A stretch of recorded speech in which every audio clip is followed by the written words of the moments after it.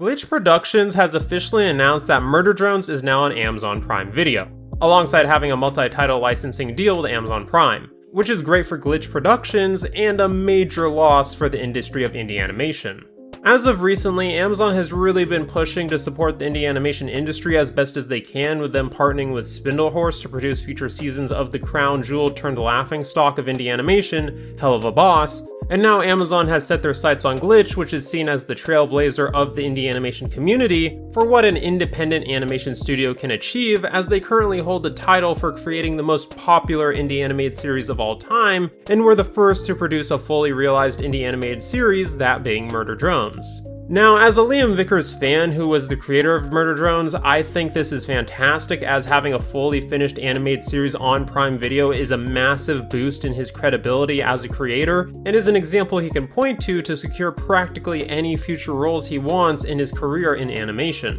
And as for Murder Drones as a series, well, since it's already finished, all this deal really amounts to is marketing for the show on Prime so more people take the series seriously as a product of animation, as opposed to it being seen as a fake show since it was made on YouTube, and as a result, Murder Drones might secure a new wave of fans. But as for Glitch, as a company, and what it represents, this is where things can become fairly concerning, depending on where you stand. According to Kevin and Luke Lerd-Wishigal, their mission at Glitch is to creatively and systemically change the animation industry for the better, and in the name of achieving that goal, they are partnering with Amazon, who will support Glitch in a multi-title licensing deal. Essentially, what this means is that in exchange for support from Amazon, Glitch is going to be putting up multiple of their future shows exclusively on Amazon Prime Video as far as streaming services go, while still releasing all these shows on YouTube. This means that The Amazing Digital Circus will be the only Glitch show being put on Netflix, whereas Glitch's future shows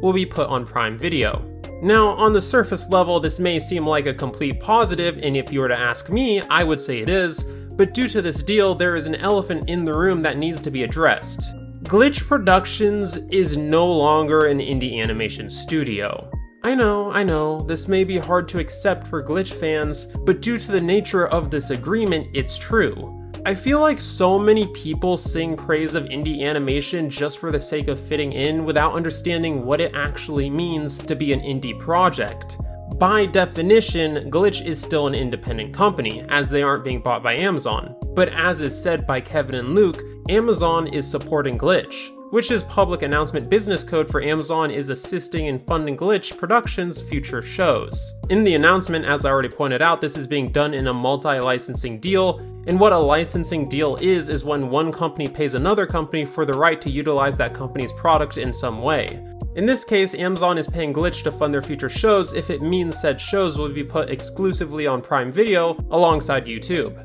Deals are a two-way street, meaning both parties benefit from the final decision made, with Glitch receiving funding for their future shows, but I can't help but wonder what Amazon has to gain out of this, as Murder Drones is fully available for free on YouTube, while Prime Video is a paid service. If I had to guess, this is essentially Amazon trading money for publicity, as by showing that they support animation, they will win over goodwill with animation studios to produce exclusive shows for Prime, and possibly even an exclusive show from Glitch Productions, since this is a multi-title deal, which could include a show that Glitch hasn't even announced yet. But be that as it may, Glitch still remains an independent company, but isn't the very soul and reason that people support indie products is because that product is being made without any corporate business playing a part in its creation, and instead is being made purely off the resources being provided by fan support? The reason indie shows garnered so much love and support is because they were the underdogs. They relied solely on YouTube ad revenue, donations, and merch sales to fund their series, but now if Glitch is getting funded by Amazon, one of the biggest companies in the world, it would be downright disrespectful to other indie animators to call any of the other shows involved in this licensing deal indie.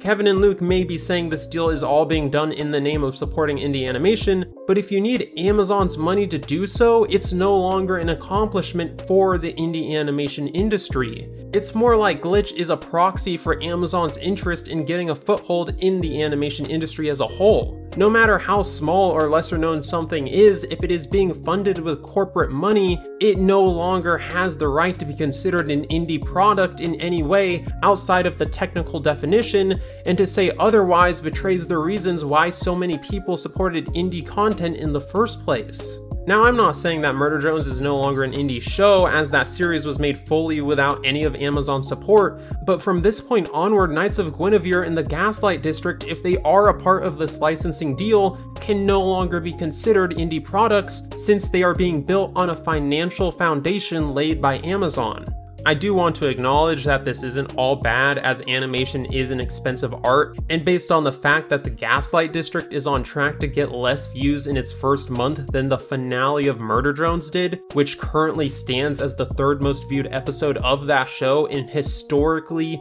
the pilot of every series is always the most viewed episode of a show, well, congratulations Gaslight District fans, Amazon's money may have just saved your show from cancellation. Additionally, although as a part of this deal, Glitch does remain in charge of the creative decision-making of their future Amazon-funded shows, and the additional revenue will hopefully result in higher quality in those shows and higher wages for all the employees working on them, in the process, Glitch has jeopardized their identity as being an indie animation titan. Glitch can no longer be considered an indie animation studio because all projects that are part of this deal cannot be considered indie shows unless we want to throw out the symbolic idea of what it means to be indie. Glitch Productions up to this point was an example of that animation can succeed purely off of fan passion and dedication that inspired countless indie creators, but now is going to serve as an example of how no matter how successful you are, the appeal of corporate money takes priority over their identity as an indie animation studio, and that must be really discouraging for any indie animation creator who doesn't have the same influence necessary to attain corporate funding as Glitch does. Still, despite all the points I have made, I don't think Glitch losing its status as an indie animation studio is necessarily a bad thing, because I don't consider indie animation to be better than mainstream animation and vice versa.